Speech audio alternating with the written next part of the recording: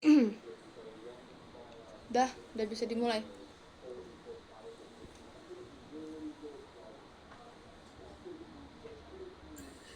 Dan nih, Assalamualaikum warahmatullahi wabarakatuh. Selamat siang, Abang Teteh dan kawan-kawan sekalian.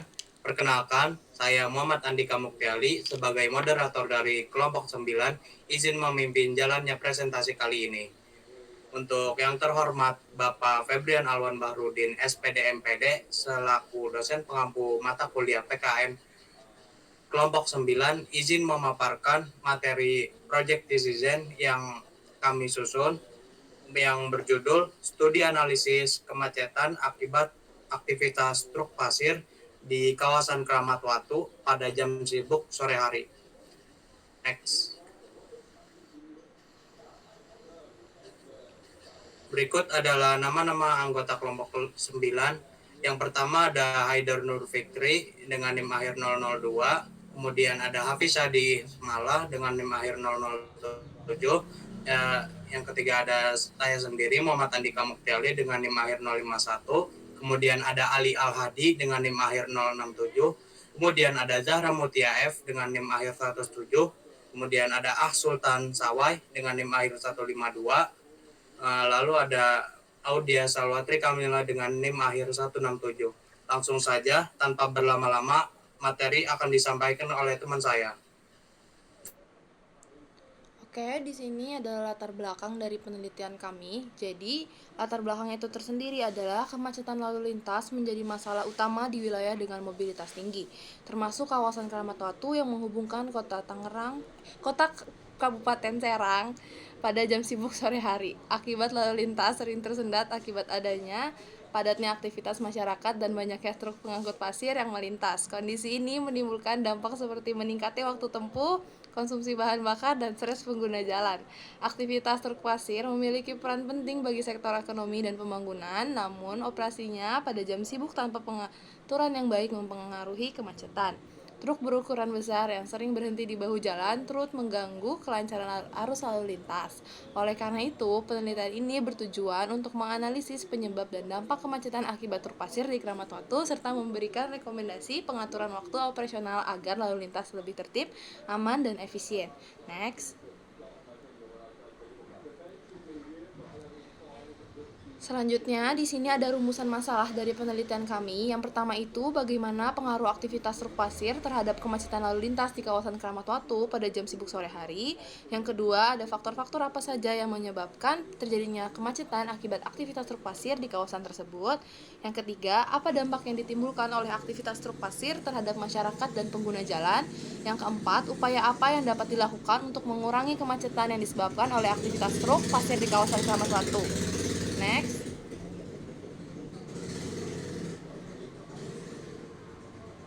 Selanjutnya ada identifikasi masalah dari penelitian kami. Yang pertama itu terjadinya kemacetan lalu lintas di kawasan Keramat Watu pada jam sibuk sore hari. Yang kedua, banyaknya aktivitas truk pasir yang melintas dan berhenti di sepanjang jalur utama kawasan Keramat Watu. Yang ketiga, kurangnya pengaturan dan pengawasan terhadap waktu operasional serta jalur yang digunakan oleh truk pengangkut pasir. Yang keempat, dampak kemacetan yang dirasakan masyarakat seperti meningkatnya waktu tempuh, polusi udara, dan kelelahan pengendara. Yang kelima, tidak adanya kebijakan yang tegas dari pihak berwenang terkait pembatasan waktu operasional kendaraan berat di kawasan padat lalu lintas. Next.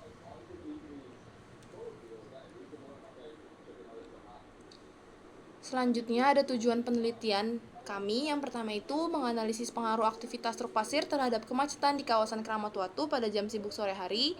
Yang kedua itu mengidentifikasi faktor-faktor utama yang menyebabkan kemacetan akibat aktivitas truk pasir. Yang ketiga, mengetahui dampak sosial dan ekonomi yang dirasakan masyarakat akibat kemacetan tersebut. Yang keempat, membantu memberikan rekomendasi solusi yang dapat membantu pemerintah dan pihak terkait dalam mengatur aktivitas kendaraan berat agar tidak mengganggu kelancaran lalu lintas. Next.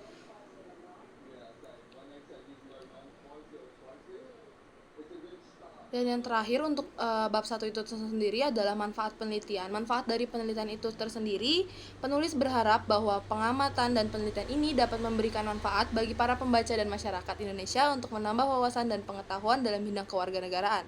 Penulis juga berharap bahwa pengamatan dan penelitian ini dapat dijadikan salah satu alternatif khususnya mengenai peran masyarakat dalam pemerintah dalam menciptakan tata kelola lalu lintas yang tertib dan aman.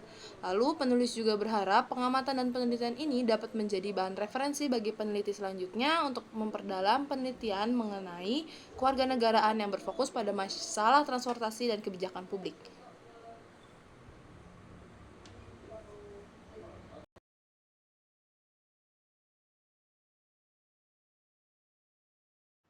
Oke, untuk yang selanjutnya itu terdapat tinjauan pustaka, di mana poin pertama itu kemacetan lalu lintas. Nah, kemacetan lalu lintas adalah kondisi di mana arus lalu lintas yang melewati pada ruas jalan tertentu melebihi kapasitas dari rencana jalan tersebut. Kondisi ini mengakibatkan kecepatan bebas kendaraan yang mendekati 0 km per jam, sehingga menyebabkan terjadinya antrian.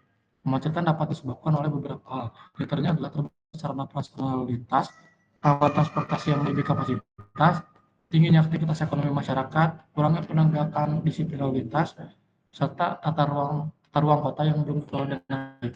Ini merupakan 5 penyebab kemacetan. Pertama itu yaitu physical bottleneck, yang kedua itu kemacetan lalu lintas, yang ketiga itu area pekerjaan, yang keempat itu cuaca yang buruk, dan terakhir itu alat pengaturan lalu lintas.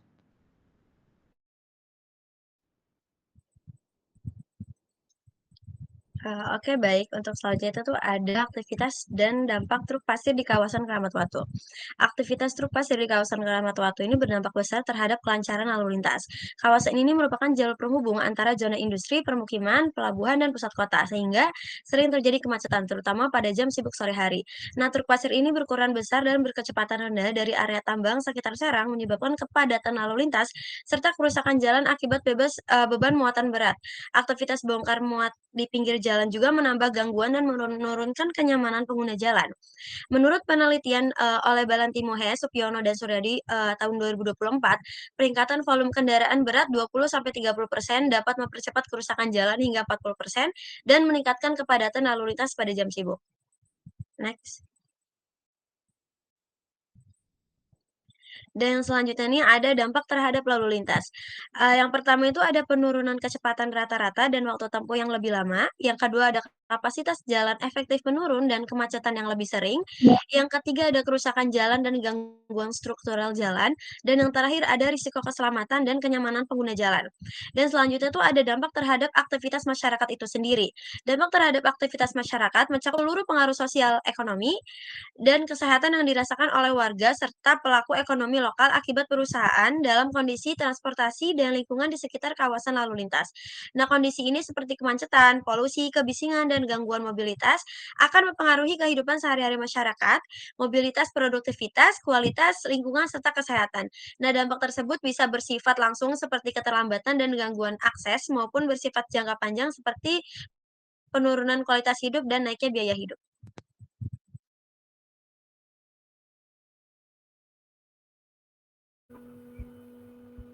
Selanjutnya ada kebijakan dan peraturan terkait lalu lintas kendaraan berat. Lalu lintas kendaraan berat memiliki pengaruh besar terhadap tingkat kemacetan dan kepadatan arus transportasi, terutama di kawasan perkotaan dan jalur distribusi utama. Salah satu faktor utama yang menyebabkan kemacetan dan kepadatan lalu lintas adalah peningkatan volume kendaraan berat, truk, kontainer, dan angkutan barang. Aktivitas kendaraan bertonase besar di jalan umum sering menyebabkan kerusakan infrastruktur jalan, penurunan kecepatan arus lalu lintas, dan peningkatan risiko kecelakaan. Kapasitas jaringan jalan yang terbatas, tingkat kesadaran pengguna jalan terhadap aturan lalu lintas yang rendah, dan kurangnya fasilitas pendukung seperti jalur khusus dan area bongkar muat semuanya memperburuk kondisi ini, menurut Siregar dan kawan-kawan tahun 2017. Lalu fenomena tersebut menunjukkan bahwa butuh kebijakan pengawasan dan upaya yang harus dilakukan untuk mengurangi kemacetan dan kepadatan lalu lintas. Nah, ada kebijakan pemerintah pusat dan daerah. Kebijakan lalu lintas nasional diatur dalam Undang-Undang Nomor 22 Tahun 2009 untuk mewujudkan transportasi yang aman, tertib, dan berkelanjutan melalui kerjasama antara pemerintah, kepolisian, dan Kementerian Perhubungan. Hubungan dari Andi Lolo dan kawan-kawan tahun 2024. Di tingkat daerah, Perda nomor 2 tahun 2009 mengatur jalur izin dan waktu operasional kendaraan berat guna mengurangi kemacetan dan kerusakan jalan menurut Ningsih 2019.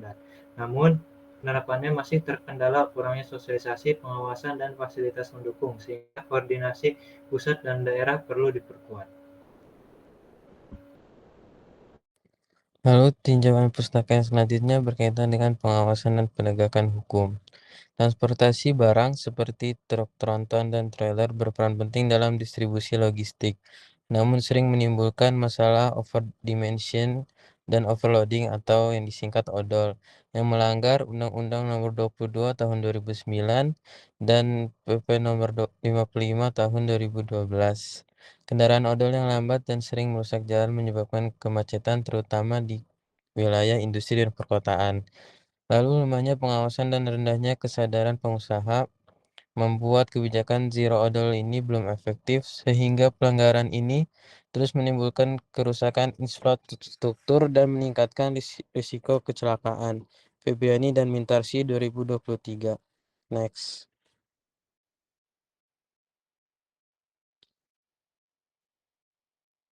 Lalu selanjutnya upaya pengurangan kemacetan.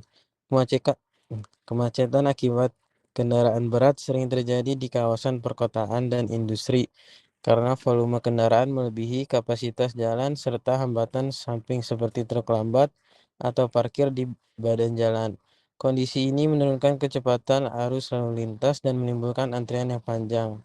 Upaya penanganan meliputi sistem satu arah, pembatasan jam operasional truk, optimalisasi angkutan umum, serta penertiban parkir di bahu jalan yang dapat mengurangi kapasitas hingga 30%. Pemerintah daerah perlu menata area parkir, menyediakan alternatif, dan menegakkan aturan secara tegas.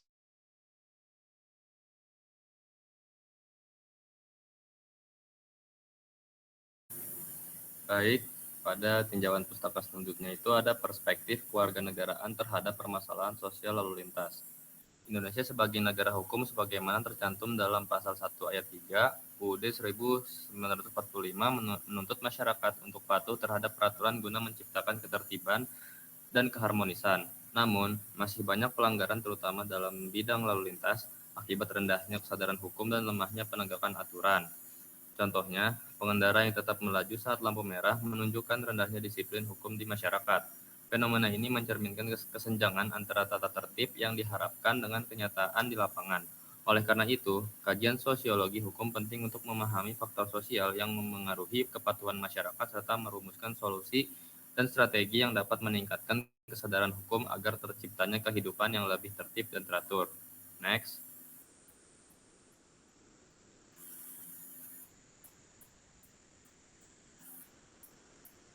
Selanjutnya itu nilai-nilai Pancasila dalam kehidupan sosial. Perubahan sosial budaya menyebabkan pergeseran nilai, sikap, dan perilaku masyarakat dari tradisional ke modern.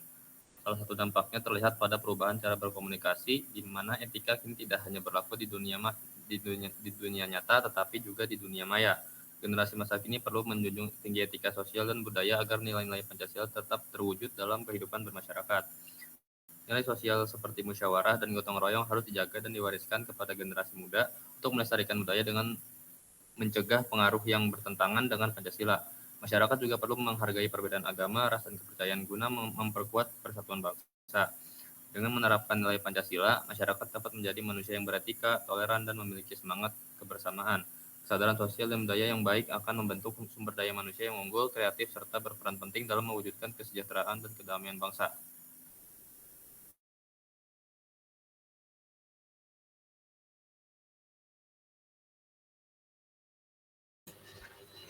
Untuk tinjauan pustaka yang selanjutnya yaitu peran masyarakat dalam mewujudkan ketertiban umum.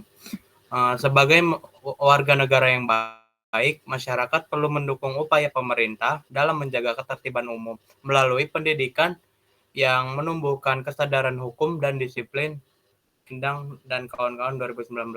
Dalam konteks kemacetan, peran masyarakat sangat penting untuk mengurangi kepadatan lalu lintas dengan mematuhi aturan dan menghindari perilaku yang menghambat jalan.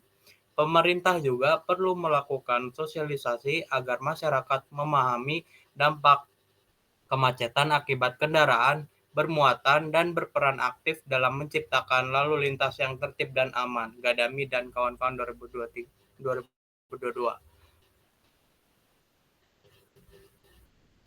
Untuk selanjutnya adalah bab 3, yaitu metode penelitian. Yang pertama ada teknik pengumpulan data. Penelitian ini termasuk jenis penelitian kualitatif, yaitu penelitian yang menganalisis data non-numerik. Data diperoleh melalui observasi, wawancara, dokumen resmi, maupun sumber tertulis lainnya. Sumber data harus relevan dan tepat agar hasil penelitian sesuai dengan masalah yang dikaji. Kemudian yang kedua ada teknik analisis data. Penelitian ini menggunakan metode deskriptif analisis, yaitu suatu pendekatan yang menggunakan data yang dikumpulkan melalui observasi, wawancara, majalah ilmiah, dokumen pribadi, dokumen resmi, dan dokumentasi. Metode ini dianalisis secara sistematis untuk menentukan hubungan antara aktivitas truk pasir dan tingkat kemacetan lalu lintas di area Kramat Watu.